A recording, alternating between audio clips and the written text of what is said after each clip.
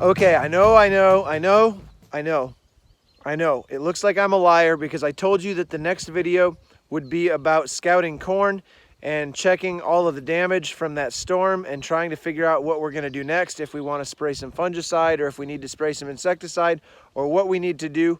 However, when I told you that, I didn't know that I was going to be doing this today, and I also didn't know that tomorrow or the next day I would be meeting with a seed salesman to kind of scout through some of the fields, get his expert opinion on some of the disease pressure that we're seeing right now and how this corn is rebounding from the storm. So I'm not ready to talk about the corn yet because I want to include some of the stuff that I'll be talking about with him in the next couple days.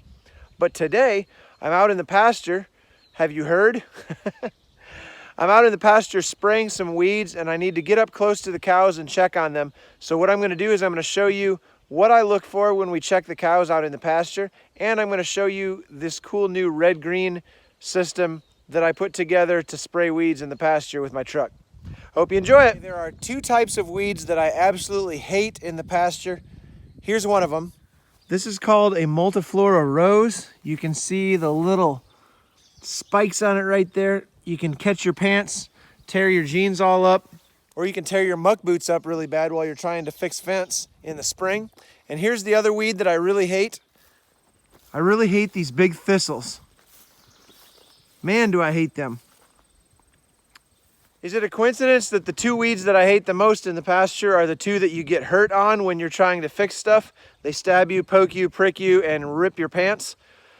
Maybe that's not a coincidence. I also hate them because they spread easily and rapidly. The thistles, when they go to seed, they make like a pink flower on the top, and then that flower opens up into a big white puff ball, kind of like a dandelion, and those seeds just float everywhere and plant new thistles.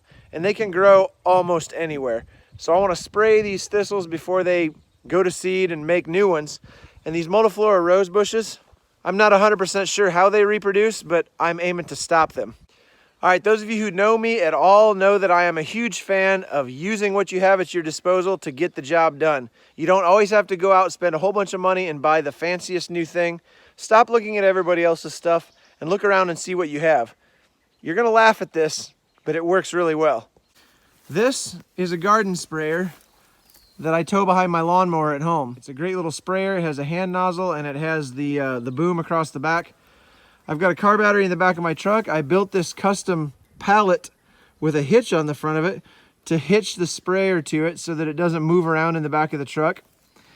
And look at this, the hose is the perfect length to holster right on the rear view mirror right here. So I can drive along, reach out the window, grab the wand, and spray the weeds.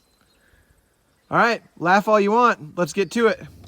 So I know some of you are gonna wonder what I'm using for chemicals. I'm using a mixture of Grazon and Remedy, a pint of each in that 25-gallon tank. Fill it the rest of the way with water, and that's what I'm running right now. I have a friend who told me that that is the absolute best thing that he's ever used on his pasture spraying for being able to kill these big thistles and the Multiflora Rose.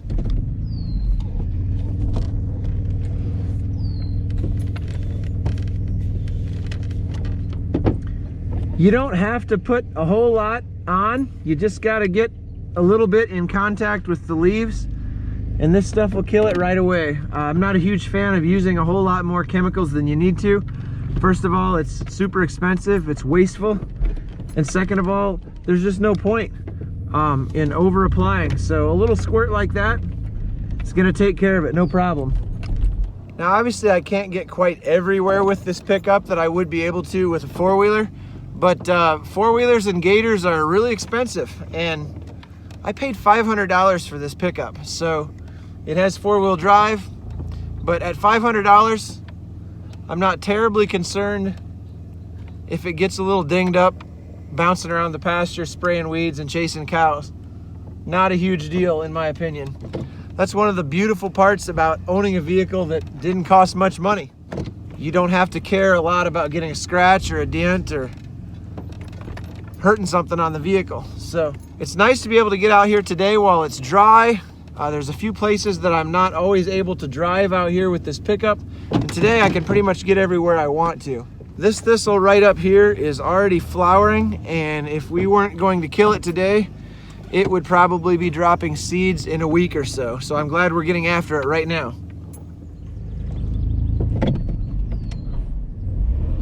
Oh boy, it's a little wet right up there. Can I hit that one from here? Oh yeah, got him. Oh, get that one too. Got him. Real nice. Real nice. I'm gonna get out here in just a little bit and check the cows, get up close to them, kind of show you what I like to look at, what's really important to keep tabs on when you're checking the herd out in the pasture. And yeah, we'll get out, walk around with them a little bit.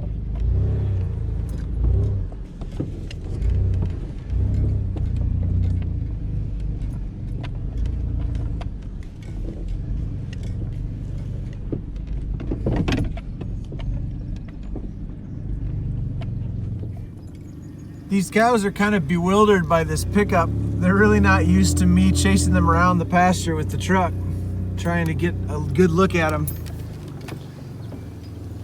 But I gotta say, I'm pretty happy with what I'm seeing. Wait a minute, not happy with this. So this is as good a time as there's gonna be to jump out of the spraying truck and have a good look at them while they're right up close here. They're content and grazing, and when they're in this frame of mind, it's a lot easier to get up close to them and take a look. So one thing that I want to look at on every cow is I want to look at her eyes, both of her eyes, and make sure she doesn't show any signs of having pink eye or getting started with a pink eye infection. The flies are crazy right now. We're doing the best we can to keep these flies under control. We're using a mineral block that suppresses the larvae in the cow pies. We're also using a spray-on product on the cows occasionally to knock down the flies that are on them. But this is the time of year when flies are just ruthless. So I want to see everybody's eyes. If a cow is starting a pink eye infection, one of her eyes will look kind of cloudy, and she'll usually hold it partly or most of the way shut all the time because the light irritates that eye. It's kind of like when you're having a migraine or a headache, you like to kind of keep your eyes closed, but it's just in one eye. Usually, I've never seen a cow with two eyes infected with pink eye at the same time. I really want to check on this on the calves, make sure that their eyes look good and clear and bright as well. We did have one cow with pink eye earlier in the season. We got her treated. It's just a matter of injecting her with an antibiotic, and it pretty well takes care of it right away.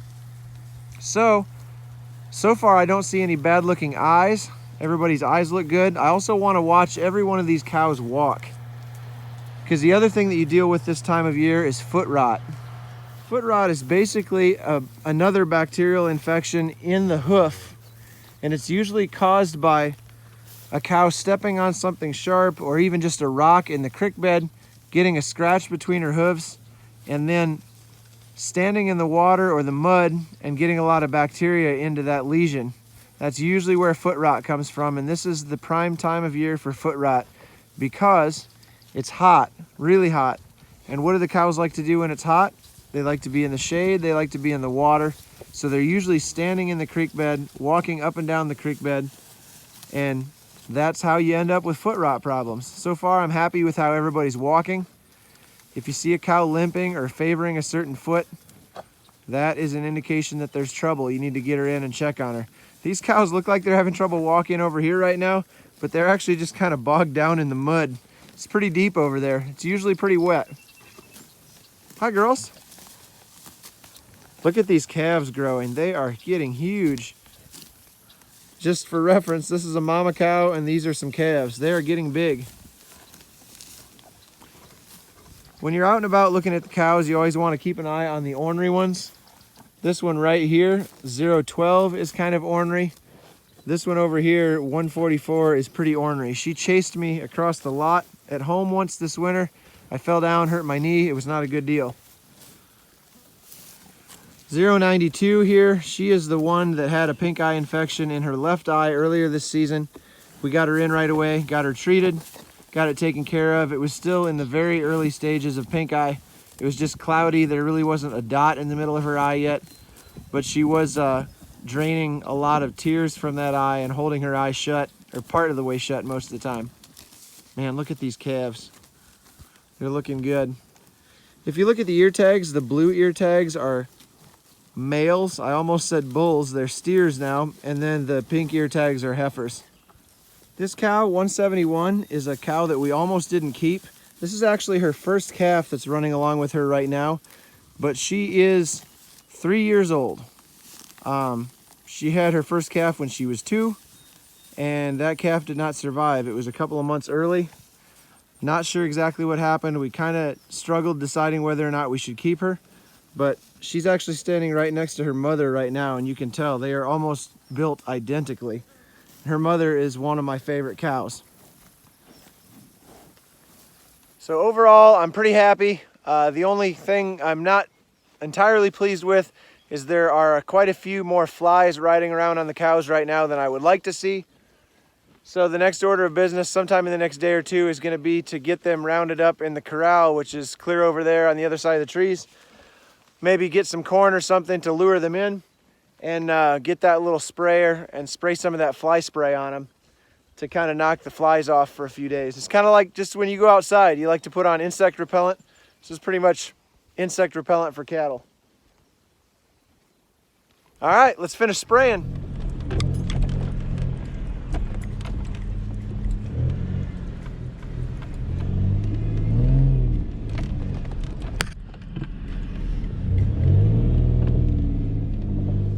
Yo, I'm in a really bad mood right now. I'm trying to get in a better one.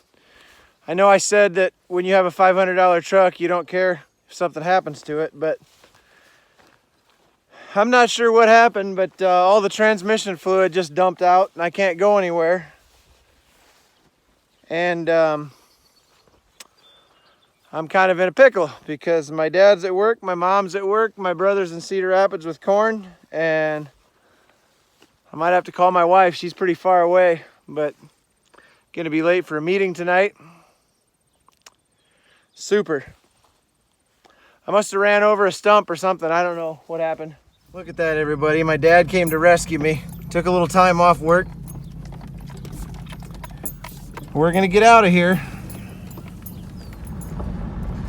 Well, this is not how I envisioned today going, but this is better than taking a long walk, that's for sure. And it sounds like Dad's gonna lend me his white pickup for a day or two until I can get this problem figured out with my truck.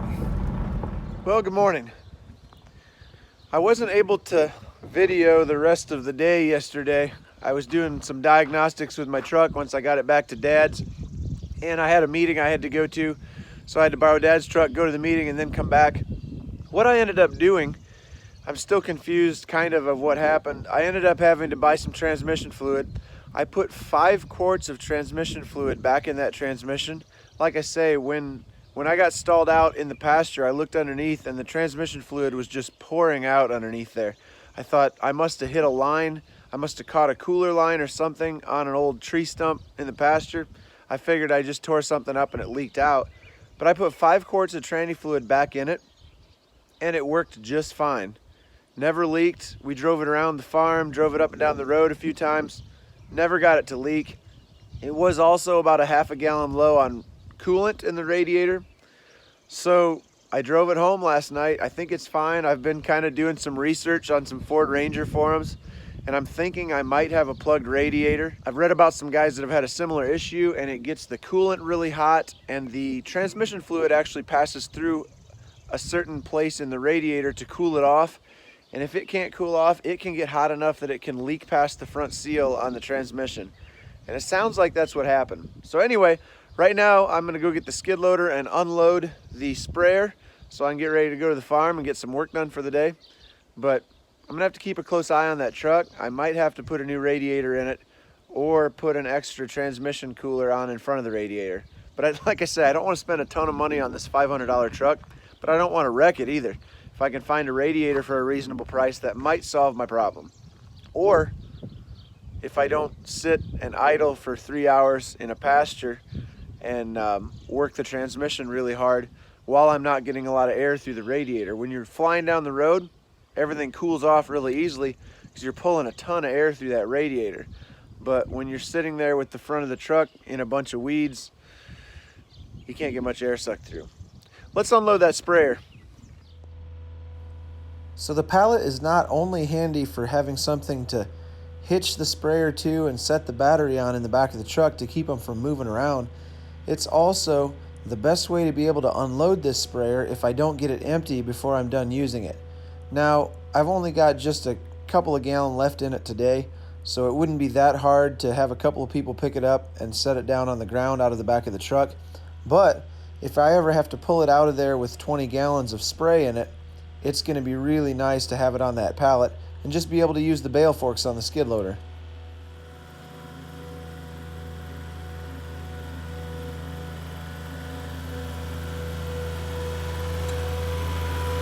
And something else occurred to me. Actually, it didn't occur to me. My boss asked me this morning if I had thought about this. The fan that pulls air through the radiator has a clutch on it so that it doesn't have to spin at full speed all the time.